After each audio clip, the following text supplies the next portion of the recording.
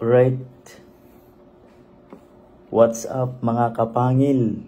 Sa video na to, i-review natin yung battle ni Six Threat at Akata. At titingnan natin yung mga anggulo na ginamit ni Six Threat at ni Akata, no? So, sa totoo, pareho kong idolo yung dalawang battle MCs, no? Pero nagwagi pa rin si Akata, no? Solid, no? Nanalo yung tirador ng Timog. So, ngayon nakatikim si Akata nakatikim ng bangis ng tirador ng Timog, no? Nakatikim siya ng DDS at siya ay malinis na tinrabaho, no? So, isa sa mga anggulo na pwedeng gamitin ni Six Threat laban kay Akata, no? Maraming beses pinagyayabang ni Akata yung kanyang pagiging graduate, no? Yan ang bukang bibig ni Akata, no? Pwede yan gamitan ng ganitong anggulo, no? Na kailan ba gumraduate si Akata, no? Di ba gumraduate siya kung kailan walang pasok, di ba? So at yung buong klase pa ay halos cum laude, magna cum laude. So yung nakaintindi ng sinabi ko, kayo na ang mag-isip kung anong ibig sabihin, no? Isa namang anggulo, si Akata sinabihan si Badang na isang rapist, pero di alam ni Akata siya pala yung rapist. Kasi bakit? Dahil sinabi ni Akata siya ay psychotherapist, di ba? Siya si Psycho the rapist, kaya si Akata yung rapist. Yan ang isa sa mga anggulo, no? So guys, ito lang yung review na ito yung review na mas naunang lumabas bago yung actual na video. Kasi ang tagal mag-upload ni Boss Pibos, pwede bang mag-apply akong editor? Gusto kong maging editor mo, Boss Pibos, para mas mapabilis. Inip na kaming mapanood yung laban ni Akata at Six Threat, Boss Pibos. Bilisan nyo naman yung pag-upload, Boss Pibos, no?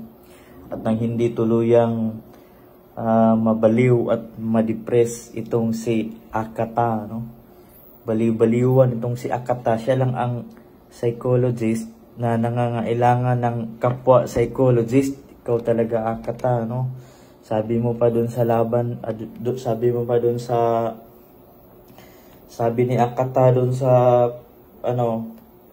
interview niya kay Tiny Montana, ibabadibag niya si Six Threat. Pero anong nangyari, Akata? Bakit ikaw ang nabadibag? At ayos din yung hurado ng doon sa Olongapo na laban, kasi talagang 0 ang binigay kay Akata, no? 7-0. O ganun kalupit ang laban na yun, no? Hindi man lang binigyan ng isang puntos, isang score si Akata doon. Sa 7 hurado, bumoto lahat kay Six Threat, di ba? So, ano pang pwedeng anggulo laban kay Akata, no? Itong si Akata, ang kanyang linyahan ay siya ay depressed, no? So ayos din yung pati yung depression ay talagang umaabot sa mga gangsta men, no? Pati mga gangsta ay nadidepress na rin, no?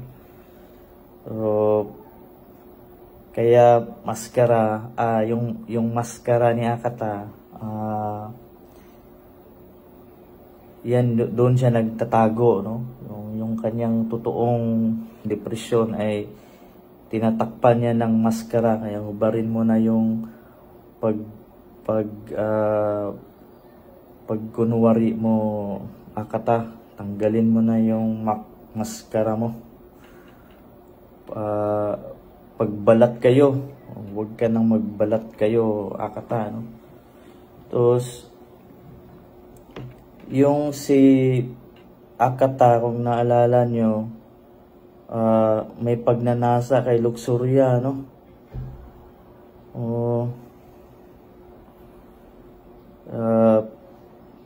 Kawawang Akata na to. Ang corny ng mental depression ni Akata. At doon siya nagtatago sa ang kanyang depression ay dinadaan na lang niya sa pagnanasa kay Luxuria, no? Kita nung ginawa ni Akata kay Luxuria doon sa laban nila sa sunugan, no? So, si Akata ay rich kid. Yan ang rich kid na lampa, malamya, no? Dahil kaya pinapatago siya ni Enigma kasi kawawa ang rich kid pag naabutan ni Shernan, no?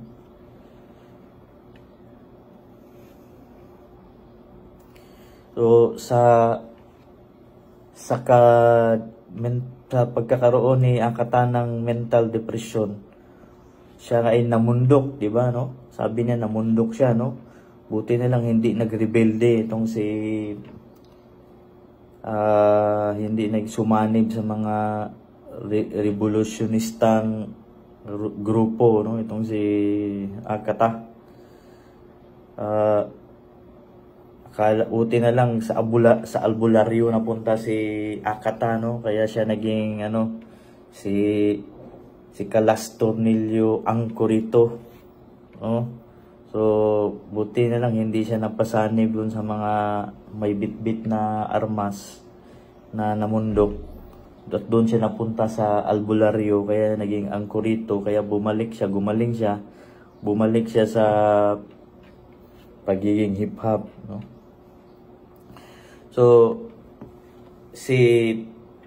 nakalimutan yata ni Akata na si Sixth Street, siya rin isa sa mga dahilan kung bakit pumatok si Flo J, di ba? Sumikat si Flo J nang dahil kay Sixth Street. Kung wala si Sixth Street na kadistrakan ni Flo J, wala ring Flo J na hinahangaan natin ngayon, kasi may malaking naiambag si Sixth Street kung anong naging sa nakita nating Flo J ngayon, di ba? So pero props pa rin kay Akata, no? Pareho kong idolo yung dalawa, no? Si Sixth Street at si Akata, no? So sana Boss Pibos i-upload nyo na po, kasi inip na kaming manonood na gustong panoorin yung battle ni Sixth Street at Akata, no? So yun lang mga kapangil.